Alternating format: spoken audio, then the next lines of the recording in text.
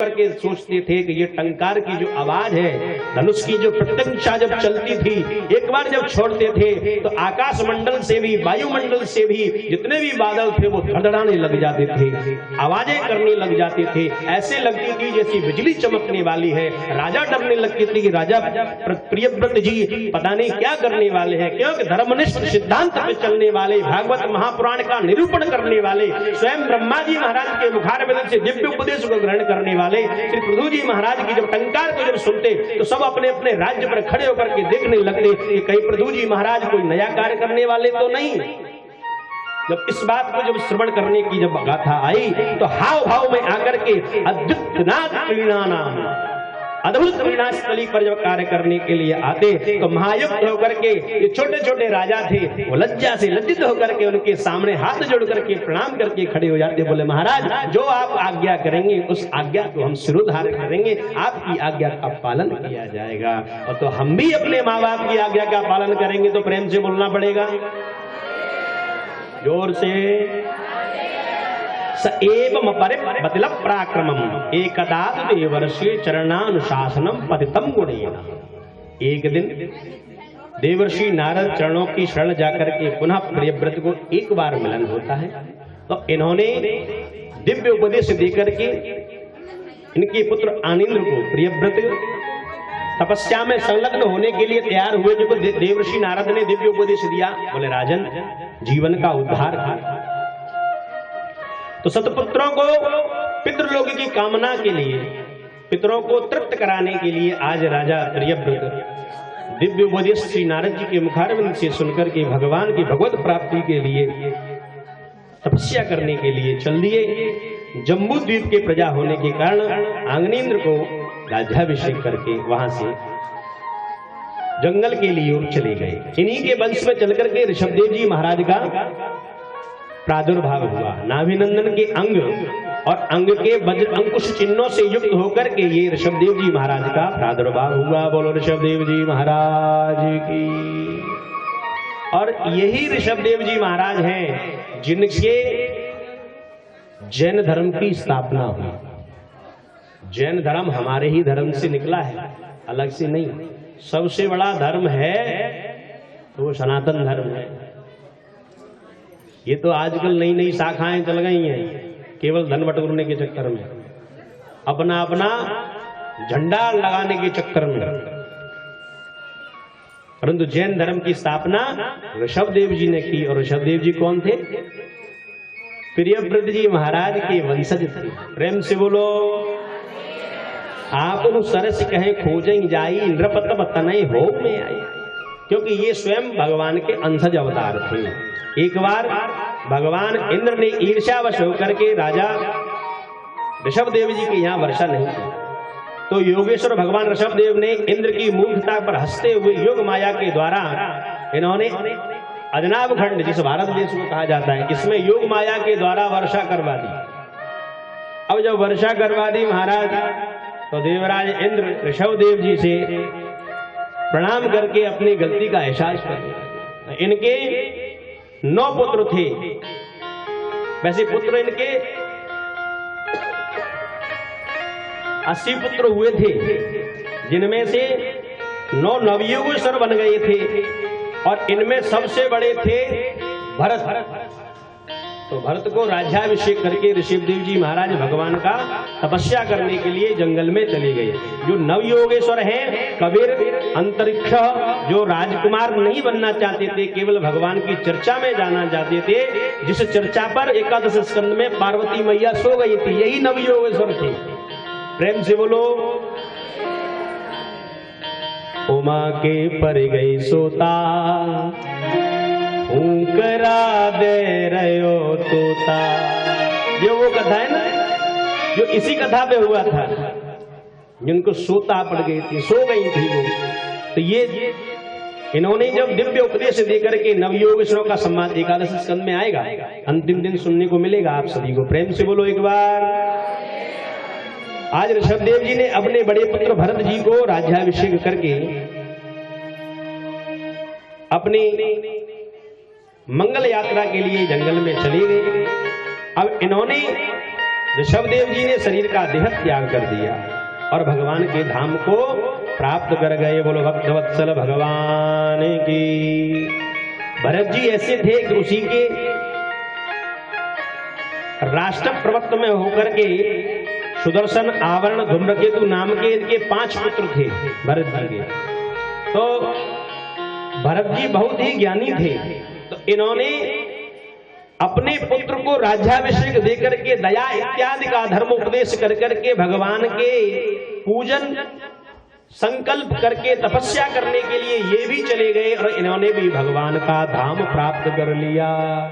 और ये भरत जी आज अगले जन्म में शांडिल्य गोत्र के ब्राह्मण के यहाँ पर जाकर के जन्म हो गया, जिस घर में पांडित्य कर्म होता था। ये सबसे छोटे थे तो पिता और माँ के लाडले थे। अब इनको मंत्र सिखाया जाता,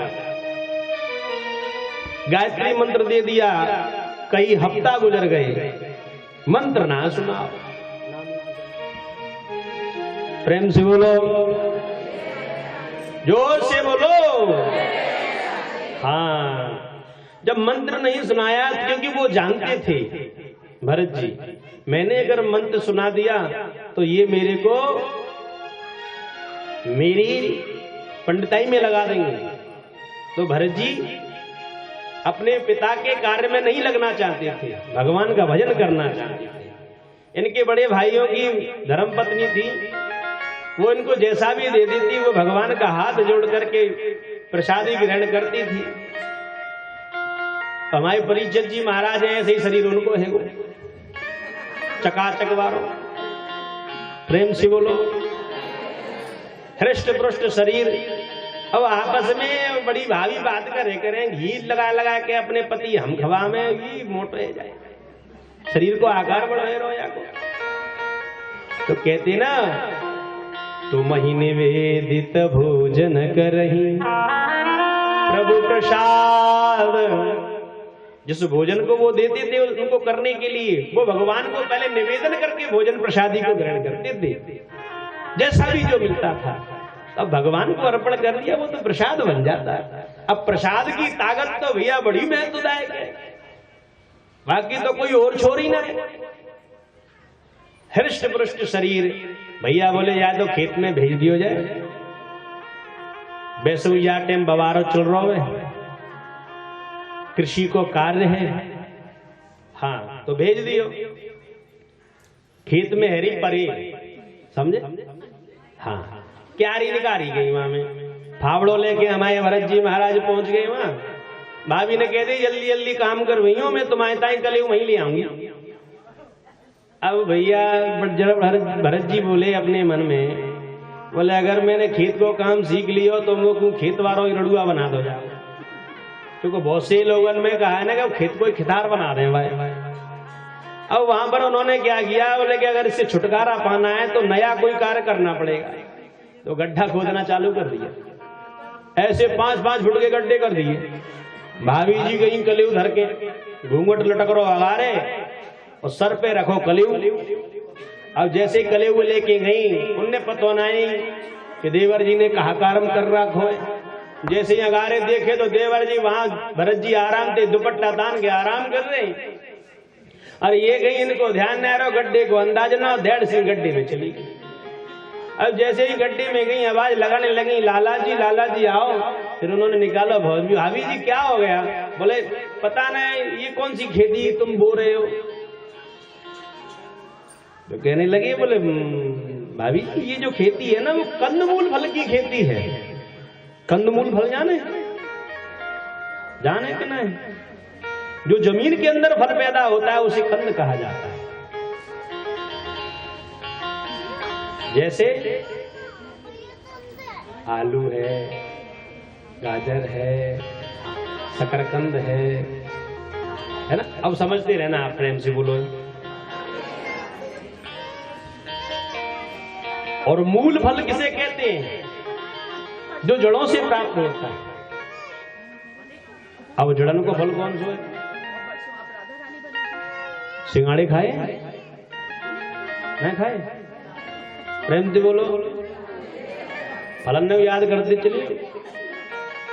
हाँ, छोटे मोटे स्टूडेंट नहीं पकड़े हम, बड़े बड़े पीएचडी वाले नहीं पकड़े, ताकि वो समझ सके और देखो यही समझा सके आगारी चल के।